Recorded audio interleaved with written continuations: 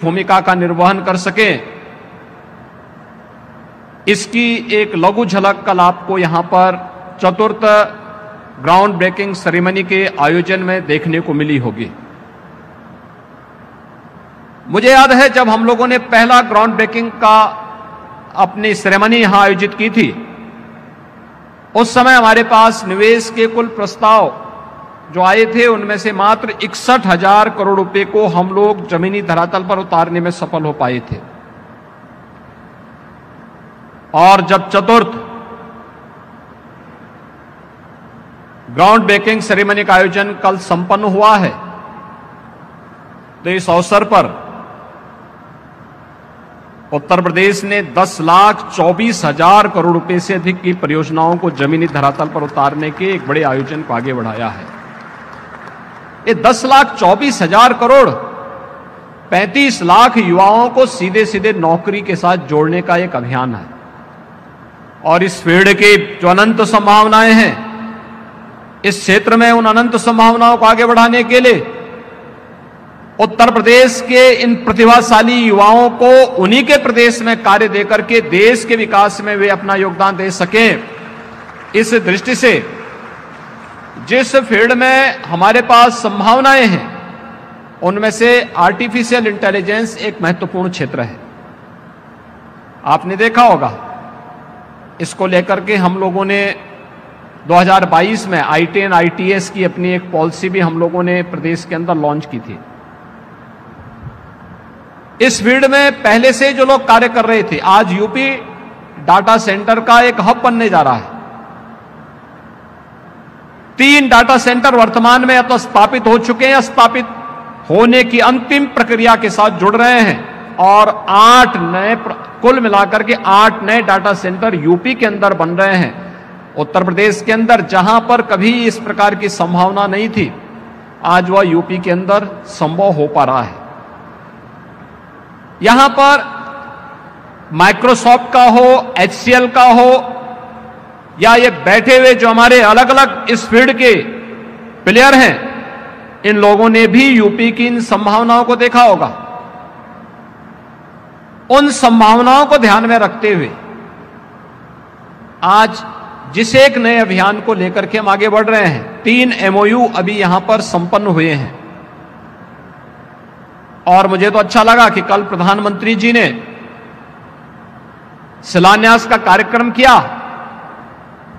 Electric vehicle की जो unit UP के अंदर लखनऊ में लगने जा रही है, उन्होंने अपने कार्य को भी प्रारंभ कर दिया है। आज से ही हम लोग, इससे पहले मैं लखनऊ में उसी सेंटर में उस कार्यक्रम में गया था जहां पर उन लोगों ने, उनकी पूरी टीम आकर के वहां काम करना प्रारंभ कर दी है। यानी हमें आज के दिन पर केवल स्केल को ही नहीं देखना है कि हम दुनिया के अंदर, भारत के अंदर सबसे बड़े राज्य हैं, यानी आबादी के अनुसार सबसे बड़े राज्य हैं। हमारे पास स्केल था, उस स्केल को आदरणीय प्रधानमंत्री जी के मार्गदर्शन में स्किल में बदलने के लिए हमारे इंस्टीट्यूशन ने एक अच्छा रोल अदा किया। लेकिन उस स्किल को स्पीड भी चाहिए, और स्पीड के लिए हमें डिजिटाइजेशन को अपनाना ही होगा, और इसमें आर्टिफिशियल इंटेलिजेंस आपकी बहुत बड़ी मदद कर सकता है। ये केवल एक फील्ड में नहीं, जैसे यहां पर अभी इमानी जी ने अपने प्रेजेंटेशन में भी कहा, यहां पर उन्होंने कहा अलग अलग फील्ड है, एग्रीकल्चर में, मेडिकल में, एजुकेशन में, जीवन के उस अलग अलग फील्ड में आप इसका उपयोग कर सकते हैं। ये तो उपयोग करने वाले पे निर्भर करता है कि वह किस रूप में इसको लेता है। इसके लिए उस प्रकार के सेंटर को बनाना, प्रदेश की राजधानी लखनऊ EI का प्रमुख सेंटर बने, हमारे यूनिवर्सिटी भी इसके केंद्र बन सके, इसके लिए IIM लखनऊ और AKTU के भी यहां पे हमारे युवा आज इस कार्यक्रम में भागीदार बन रहे हैं।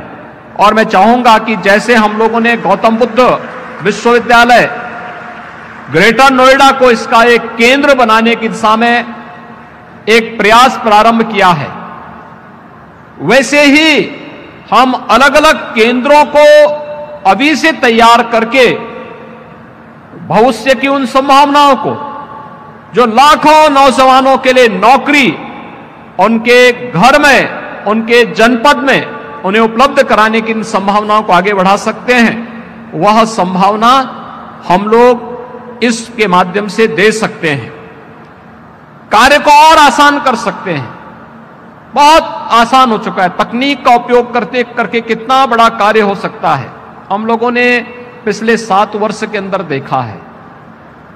कैसे सुशासन के लक्ष्य को प्राप्त किया जा सकता है, डिजिटाइजेशन उसमें कैसे बड़ा रोल अदा कर सकता है। हम लोगों ने पिछले 7 वर्ष के अंदर उत्तर प्रदेश के अंदर प्रधानमंत्री जी के मार्गदर्शन में उसे लागू करके उसको एक कॉमन मैन को लाभान्वित होते हुए देखा है। यही उत्तर प्रदेश था जिस उत्तर प्रदेश में 2016-17 तक लोग भूखों मर रहे थे, यहां पे भूखमरी से मौतें होती थी। आज यही उत्तर प्रदेश है। उत्तर प्रदेश में पब्लिक डिस्ट्रीब्यूशन सिस्टम देश का सबसे सुंदरतम मॉडल खड़ा हो चुका है। पॉइंट सेल मशीन के माध्यम से हम एक जगह स्क्रीन में प्रदेश के अंदर सभी 80,000 फेयर प्राइस शॉप की मॉनिटरिंग एक जगह से कर सकते हैं और देख सकते हैं कि हर लाभार्थी को उसके अनुसार खाद्यान्न प्राप्त हो रहा है कि नहीं हो रहा है। सरकार की बचत भी हो रही है, लेकिन साथ साथ हर एक नागरिक तक शासन की योजना का लाभ भी बहुत अच्छे तरीके से पहुंच पा रही है।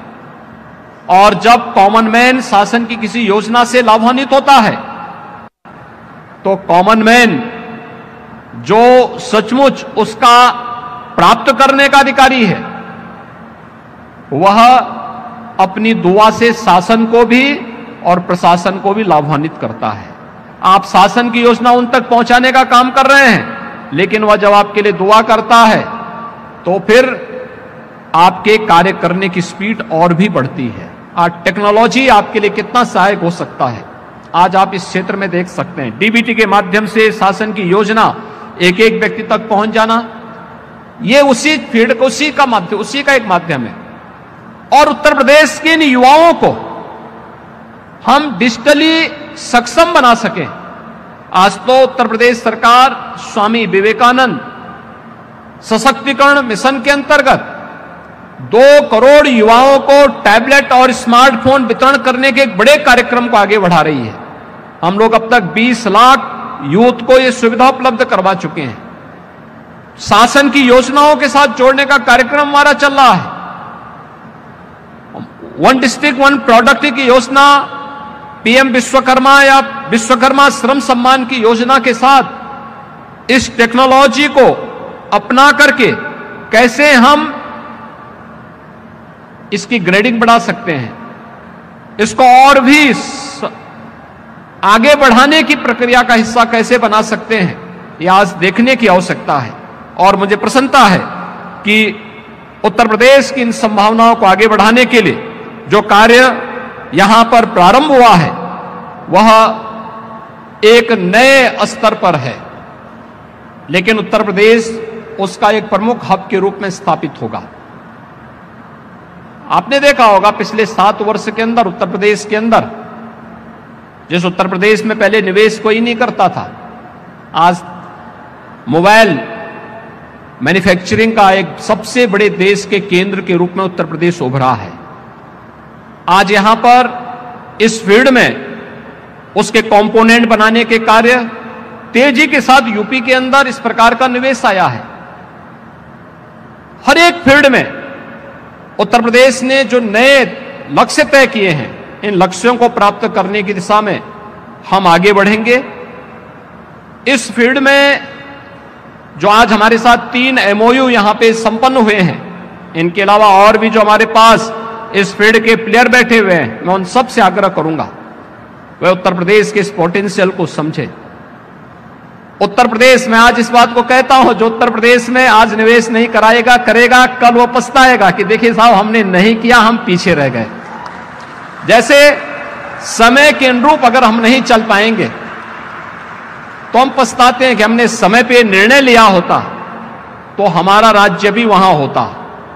और मुझे लगता है कि निवेशकों के लिए भी यह एक सही बैठता है कि वे भी अगर समय से ये निर्णय नहीं लेंगे कि जो पॉलिसीज आई हैं, इन पॉलिसीज का लाभ समयबद्ध तरीके से लेकर के अगर आप निवेश नहीं कर पाएंगे तो जो निवेशक होगा वह लाभान्वित होगा, प्रदेश की जनता भी लाभान्वित होगी, लेकिन जो छूट जाएगा उसके सामने पश्चाताप की सिवाय और कुछ नहीं होगा, क्योंकि उस समय वह कहेगा कि साहब हम भी उस समय अगर निर्णय लिए होते, नहीं कर पाएंगे तो जो निवेशक होगा वह लाभान्वित होगा, प्रदेश की जनता भी लाभान्वित होगी, लेकिन जो छूट जाएगा उसके सामने पश्चाताप की सिवाय और कुछ नहीं होगा, क्योंकि उस समय वह कहेगा कि साहब हम भी उस समय अगर निर्णय लिए होते तो हम भी आगे बढ़ चुके होते। और मैं इस अवसर पर उत्तर प्रदेश सरकार की ओर से आपको इस बात के लिए आश्वस्त कर सकता हूं कि उत्तर प्रदेश में होने वाला एक एक निवेश पूरी तरह सुरक्षित भी होगा और सरकार के द्वारा पूरी तरीके से हर प्रकार की अपनी प्रतिबद्धताओं को समयबद्ध तरीके से आगे बढ़ाने के लिए भी मैं आपको आश्वस्त कर सकता हूं। मुझे प्रसन्नता है कि आज यहां पर 3 MOU यहां पे सरकार के साथ हुए हैं। सरकार का जो विजन है कि लखनऊ में एयरपोर्ट के पास एक AI का महत्वपूर्ण सेंटर स्थापित कर सके, इसका एक हब बन सके प्रदेश की राजधानी लखनऊ, और साथ साथ गौतम बुद्ध विश्वविद्यालय ग्रेटर नोएडा भी, गौतम बुद्ध नगर जनपद में भी हम इस प्रकार के एक नए सेंटर की स्थापना कर सकें। इस दिशा में आप सबके सहयोग की अपेक्षा हम करते हैं और मैं विश्वास के साथ आपको आश्वस्त करता हूं कि उत्तर प्रदेश में रुचि दिखाने के लिए मैं आप सबका हृदय से अभिनंदन करता हूं। उत्तर प्रदेश की इन संभावनाओं को आगे बढ़ाने के लिए आपके उपयोगी सुझाव जो आ रहे हैं, इनका भी मैं स्वागत करता हूं। और उत्तर प्रदेश में जो लोग निवेश कर रहे हैं उन्हें एक सुरक्षित माहौल में निवेश करने और उस सुरक्षित माहौल के साथ साथ उन्हें शासन की हर एक प्रकार की सुविधा से आच्छादित करने के लिए भी मैं अपने हर निवेशक को यहां पे आश्वस्त करते हुए अपनी वाणी को विराम देता हूं। धन्यवाद। जय हिंद।